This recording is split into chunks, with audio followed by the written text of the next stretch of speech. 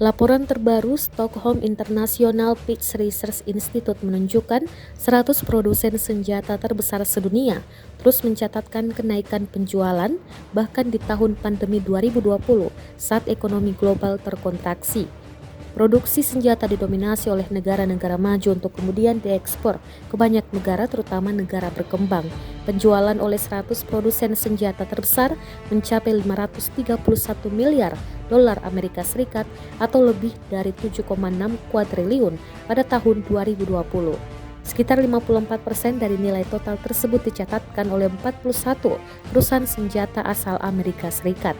Hanya di medan perang sesungguhnya, jet tempur, tank, artileri, pertahanan udara, sistem radar, helikopter, senjata anti-tank, rudal, kapal selam, kapal perang, hingga drone bisa unjuk kebolehan di depan para calon pembelinya.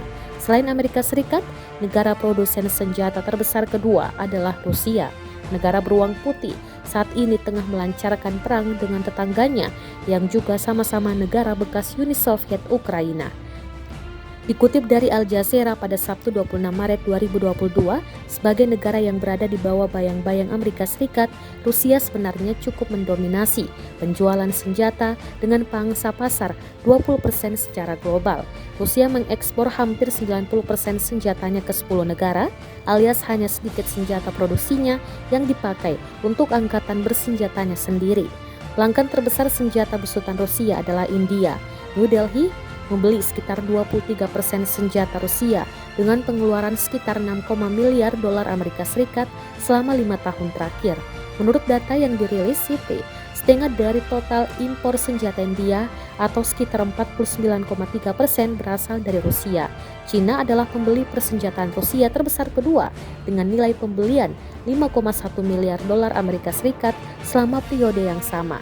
Lalu pembeli terbesar senjata asal Rusia selanjutnya diikuti oleh Aljazair. Selain itu negara-negara di atas, sejumlah negara yang dengan posisi pengadaan senjata dari Rusia terbanyak, antara lain Irak, Kazakhstan, Turki, Bangladesh, Suriah, Belarus, Serbia, Pakistan, Nigeria, Sudan, Uzbekistan, Yordania, Ethiopia, dan Laos.